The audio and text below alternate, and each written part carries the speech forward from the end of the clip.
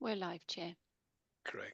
Good morning, everybody. Croeso mawr I chi gyd yma bore 'ma in opening the meeting of this Planning, Taxi Licensing and Rights of Way Committee. I'd like to extend a warm welcome to everyone joining us online, to those officers who are present in County Hall, and also to people joining us at home. We have a short agenda this morning, but a very crucial one, as always. We'll go swiftly to item number 1, apologies.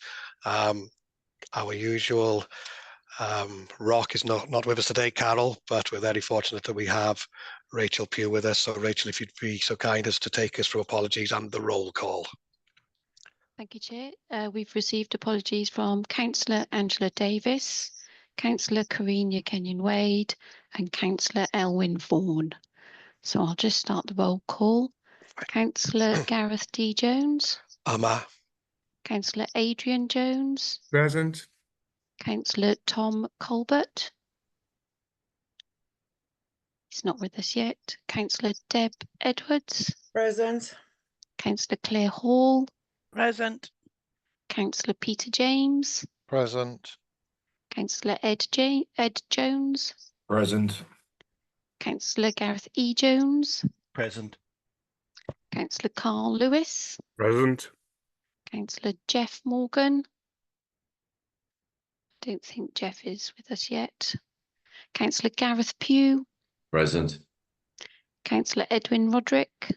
Yma. Councillor Jonathan Wilkinson. Present. Councillor Hugh Williams. Yma. Thank you, Chair. Thank you very much. Right, moving on now to the minutes of the previous meeting. This was held on the 27th of June. I believe they're on pages 3 to 8 of our pack. So I'm looking for a proposal for accuracy, please, and a seconder as well. Councillor Peter, can I just, Rachel, I think Rachel, our solicitor, Rachel Mole, I believe you picked up something in relation to the attendance of Councillor Angela, please. Yes, Chair. In the minutes from the previous meeting on the 27th of June, it does note at the end of this committee paper that we are returning to today that Councillor Angela Davis returned to the meeting, but she was actually present. So we will need to update that as she did cast a vote. Okay, thank you. Thank you for clarifying that. We'll make that addition to the minutes. So I'm sorry, who put their hands up, who was willing to propose? Thank you, Councillor Peter. Second, Councillor Hugh Williams. Diolch yn fawr iawn I pawb. Right, moving on swiftly to 3 declarations of interest. To receive any declarations of interest from members relating to items to be considered on the agenda. I don't believe there are any. To receive members' requests that a record be made of their membership of town or community councils where discussion has taken place of matters for the consideration of this committee. Again, I don't believe there are any. To receive declarations from members of the committee that they will be acting as a local representative in respect of an individual application being considered by the committee. Again, I don't believe any. And finally, to note the details of members of the county council who are not members of the committee who will be acting as local representative in respect of an individual application being considered by the committee. And again, I don't believe we have any. Councillor Carl, I did see a hand up. There we go. Councillor Carl, please. Thank you, Chair. At this moment, I'll have to bow out of this meeting because I wasn't present in the last meeting. So I'll bid you all a good day and enjoy your meeting. Thank you.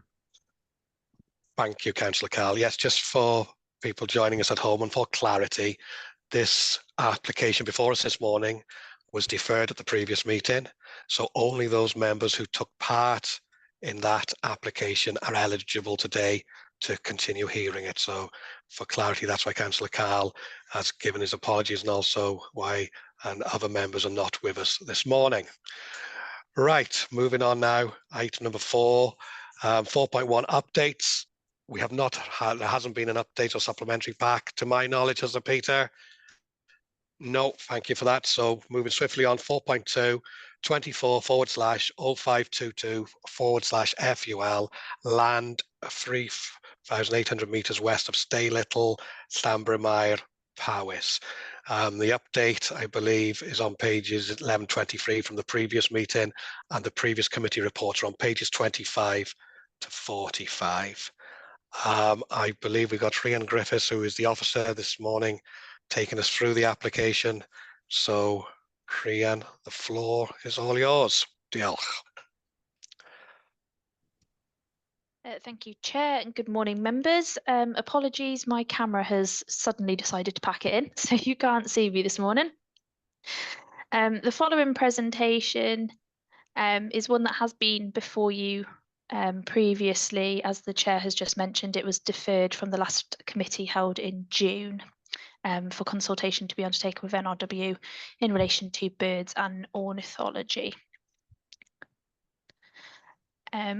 Whilst all members present will therefore have seen this presentation, I will be giving you a quick run through again to re-familiarise. We have also had 3 additional public representations yesterday. These don't raise any new concerns beyond those already covered within the reports circulated to you all.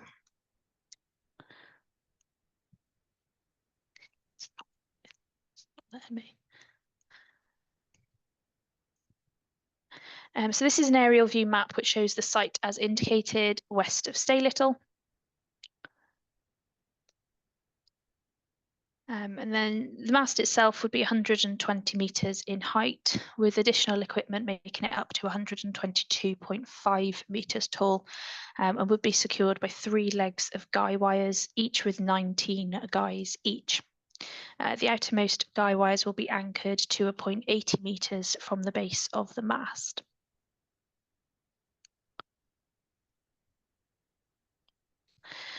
As can be seen from this more aerial view of the mast, the 3 legs of guy wires will each be secured in place with 3 anchor points depicted by the sort of pink circles on the screen, given a total of 9 anchor points across the 3 legs. Each of the anchor points are made from burying timber anchor boards 2 metres underground and backfilling over with the removed soil. So the following slides are some images from the technical statement, landscape and visual. So this one shows the view from Staylittle. So as can be seen from the images, the mast is partially visible. The top image is the view from Staylittle itself, and then the bottom image there is a more zoomed in version, just so that it's slightly clearer to members.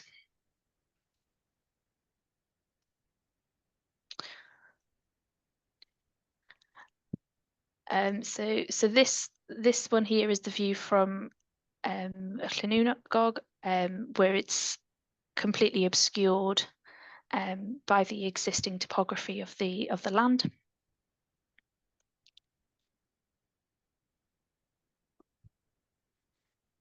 From this view here as well, it is also obscured. So this is from the start in.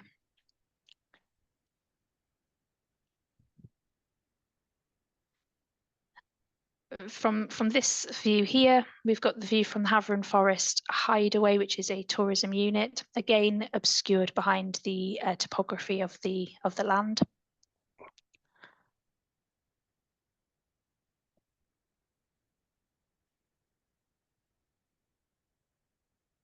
We've got here the view from the Cambrian Way and Glyndores Way, south of Glaslyn. So from this view, the mast will be partially visible, again with the inset photo showing a more zoomed in version to point that out to members.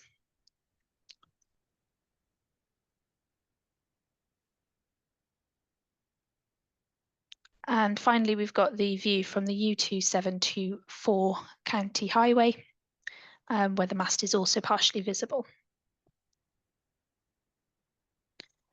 Whilst not a reason for deferral of the application previously, NRW have confirmed their agreement with the conclusions of the submitted landscape and visual technical statement, in that the mast won't be cause a detrimental impact.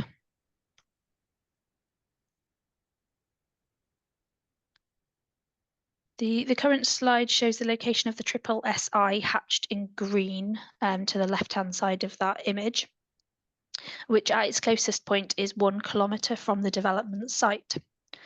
As previously mentioned, the application was deferred from the last committee to allow for consultation with NRW in relation to ornithology. NRW have confirmed that, based upon the submitted information, they, quote, consider that the proposed development is not likely to damage the features for which the SSSI is of special interest / ornithology, end quote, provided that their recommended conditions are attached to any granting of consent. The conditions which they have recommended were included within the previous recommended conditions, as recommended by the parapsychologist also. Whilst not included as a reason for refusal on the first application, nor a reason for deferral, during consultation with NRW, they requested further information in respect of peat in the form of deep peat probes. Following the submission of this information, NRW have confirmed that they have no objection in this regard either.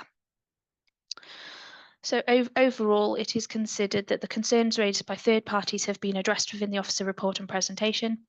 The application is considered to comply with national and local planning policies, and no consultees have raised any objection to the development. I will therefore pass back to the chair.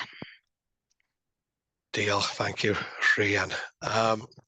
As this is a meeting where we're picking up a deferral, there are no public speakers, so we won't be hearing of anybody. So now, members, it's over to you to pick up where we left off, end of June. Hopefully you've had a chance to look at the recording to familiarise yourself with where we were. So I'm looking for the first hand, please. Councillor Claire Hall, please. All yours. Thank you, Chair.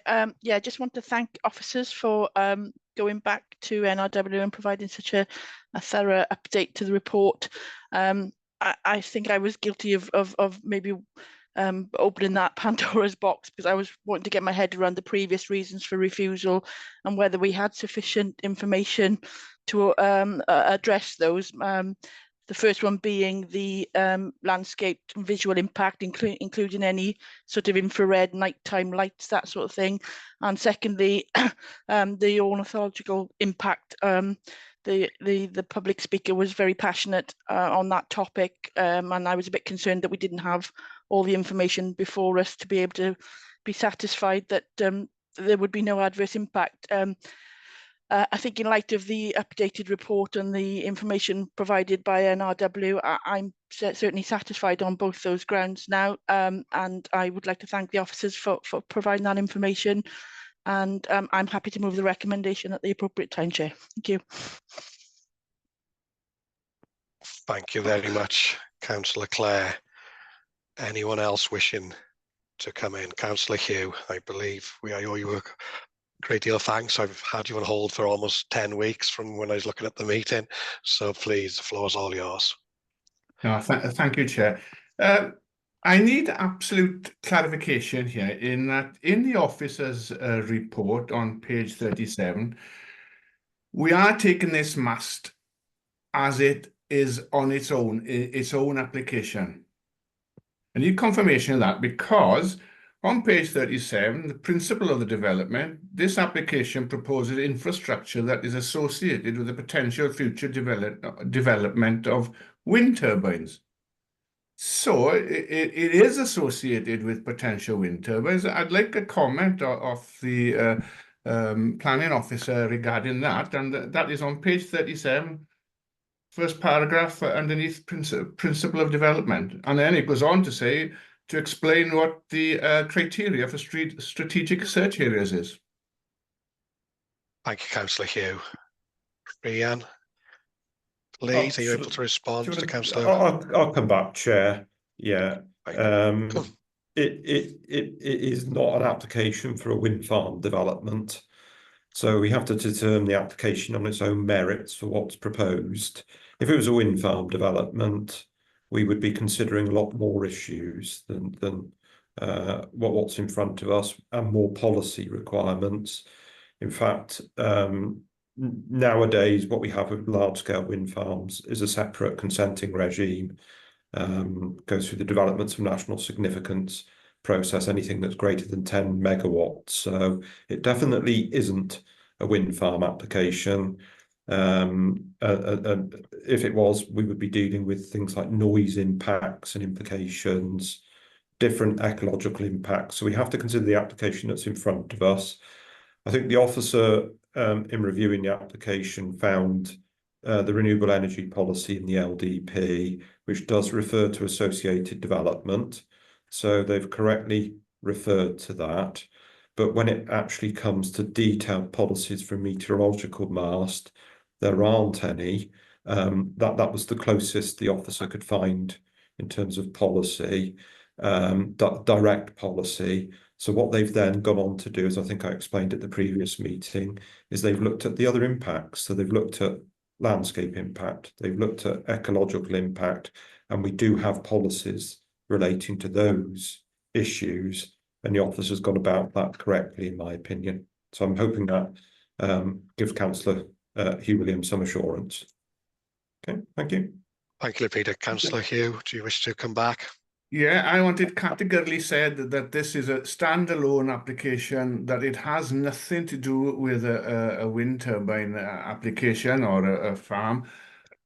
So, but it did throw me in that it has got that on page 37. It does say directly from the planning officer, that this application proposes infrastructure that is associated with a potential future development. Now that ties it into me, so I need that categorically said. I'll come back and confirm again, Chair. There's no energy being generated by this development. It's not. It is what it is. It's a meteorological mast. It's a mast, and that's the application we have to consider. If it was something else, we'd be discussing something else. It's just that policy made reference to associated development. I think we've been very honest there in that approach that we've taken. My own view, that policy was intended probably to think about development associated with a wind farm, but we've spotted it and we've referenced it. But I want to be very clear: we've got to determine this as a mast in its own right, as a standalone application, and that doesn't predetermine or prejudice what might follow in time. That would have to be considered by its own separate process. Okay. Councillor Hugh, does that satisfy your I hear comment? I hear what Peter says, and I understand what he's saying, but I'm not absolutely convinced by it. But that's what it is. Okay, thank you. Okay, thank you, Councillor Hugh. Councillor Gareth, and then we'll come back to Councillor Clare, please. Councillor Gareth. Yeah, thank you, Jones. Chair. Thank you, Chair, and apologies if I've missed this in the documentation. Can we just is this proposed development on common land, or is it on privately owned land? I believe it's on privately owned land from what I'd read, but Rhian, are you able to confirm or clarify that question? Yeah, that's the same as my understanding, Chair. Right, okay, thank you. So there's no issue about mitigating, offsetting land, other land for this. That's fine, thank you. Thank you. Councillor Clare. Thank you, Chair. Sorry to come back in, but I just wanted to try and reassure Councillor Hugh, really. I don't think the officers can categorically say that it's nothing to do with something that might be coming further down the track.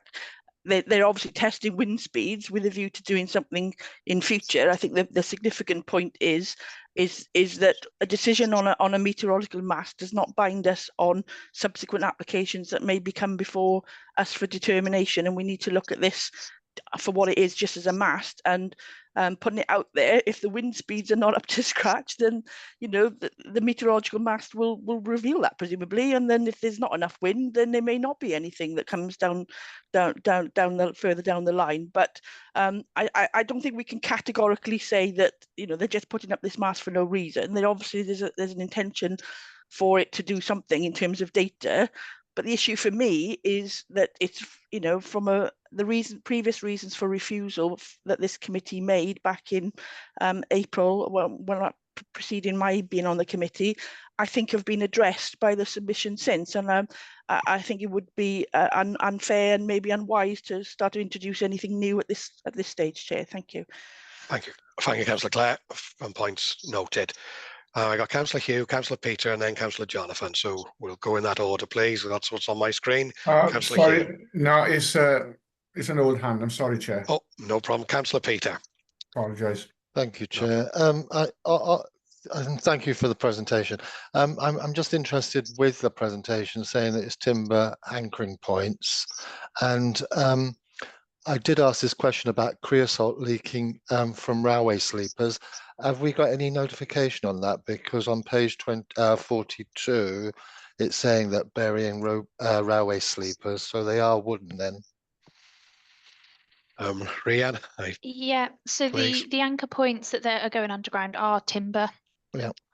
There's no confirmation as part of the submission whether they will be tannalised or not. However, if they were tannalised and there was a pollution incident, NRW would be the reporting body for that. As part of the consultation with NRW, they have not raised any concerns in relation to pollution. Okay. Councillor Peter. I'm just concerned that you know, to be notified that it is sort of a situation of biodiversity, and I'm just concerned about that. I hear what you're saying. I just wonder what your thoughts are when you think like any farmer up there is perfectly entitled to fence with creosoted posts, piles, and also telegraph poles or what have you. So I just want to maybe to consider that when you and see if you want to come back again. I take your point, Chair, on that, and I'm just concerned of the amount of anchorage points that are going in one area. Okay. If you want to come back, Councillor Peter, more than happy at any point. Please put your hand up and come back if you have something you want to take further. Thank you. Okay, thank you. Councillor Jonathan. You're on mute. There you go. Yeah. Thank you, Chair. Just wanted to concur with Councillor Hughes' point, and really thank the officers for her clarity and honesty in what we've got in front of us. Which based and as Peter's confirmed that the two developments, the potential wind farm development and the erection of the mast, potential erection of the mast, are inextricably linked. I mean, the one would not be there without the other. So whilst they are two completely separate applications, I think that I'm pleased that that was in the information that we've had in front of us. It just makes it more clear to me. Thank you. Thank you, Councillor. Councillor Gareth E. Jones. Yeah, apologies, Chair. I forgot to say when I spoke last time, I'd be happy when at the appropriate time to second Clare's proposal that we support officer's recommendation to approve. Thank you, Councillor Gareth. Do we have any further hands?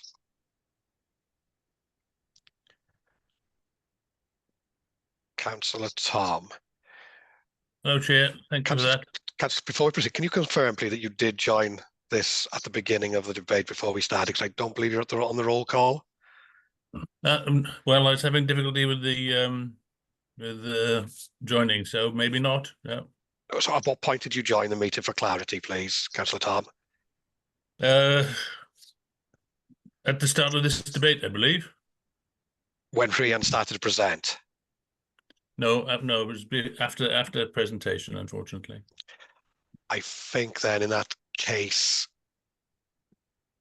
could Rachel Mould just confirm with me? I think that makes you exempt from taking part in this debate. But Rachel Mould, would you please give some guidance to the committee, please, on this? Yes, Chair. Obviously, you have to be present to hear the initial presentation, given the updated presentation.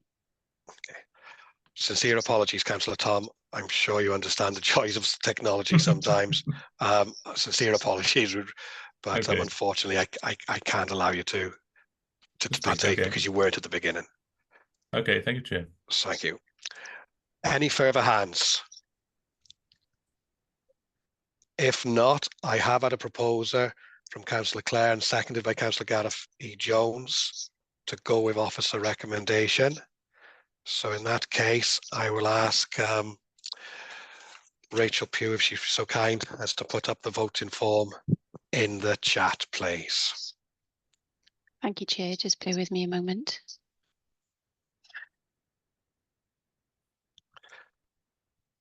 Thank you, Councillor Jeff. I've just seen your comment in the chat as well that you also had trouble joining, so won't be voting, but I believe we are still quorate above the 9 required members. Yes, we are, Chair. Thank you.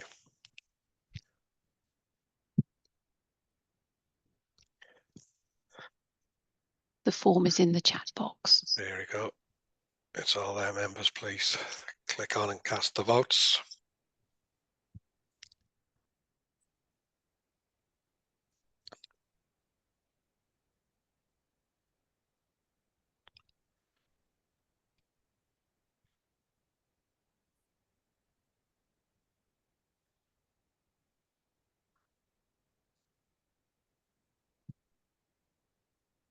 Give you another few seconds just to cast.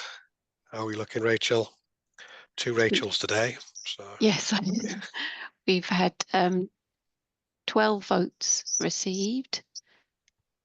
So I think that is everybody. thank you. And it was the results 10 for and 1 against. 10 for and 1 against. And how many votes did you say you had? 11 votes, Chair. 11 votes. Lovely. Perfect. Thank you very much. That means we go with officer recommendation in relation to the mast up in Stay Little. Thank you, Officer, for presenting that, and thank you all to members for your patience with getting this decision made. Moving swiftly on, item 5, decisions of the head of property delegated list. I'm sure we've all received a substantial number of pages in relation to 437 applications. So, Councillor Hugh, I see you have your hand up, please. Yes, thank you, Chair. I have a query, and it doesn't have to be answered in this meeting, but I'm looking at what number it is. It's in the Tower Uchaf, and it's to do with a non-material amendment for Nant Helen surface mine. It's an application for non-material amendments to the application. Is it possible to have some information about what that refers to? As I said, it doesn't necessarily have to be done here. I don't want to hold things up, but if somebody could just explain what those are. Thank Peter, I see you. you nodding. Are you wishing to do this now? Are you going to get back to Councillor Hugh? Yeah, Chair, we Gemma Bufton will contact Councillor Hugh. Yeah, I'll give you a call. Or an email. It's quite no problem. Thank you, Gemma. Thank you, Hugh. Any further observations? Or if not, by a show of hands, are you all happy that we receive this list?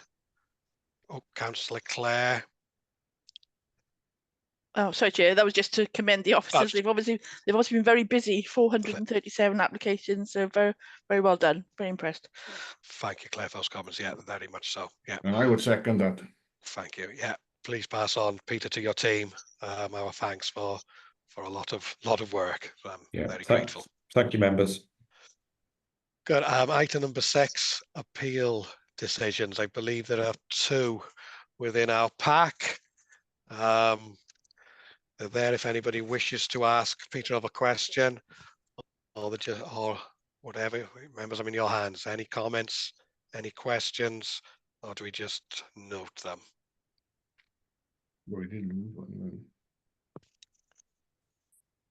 No. Very good. Thank you, members, for that.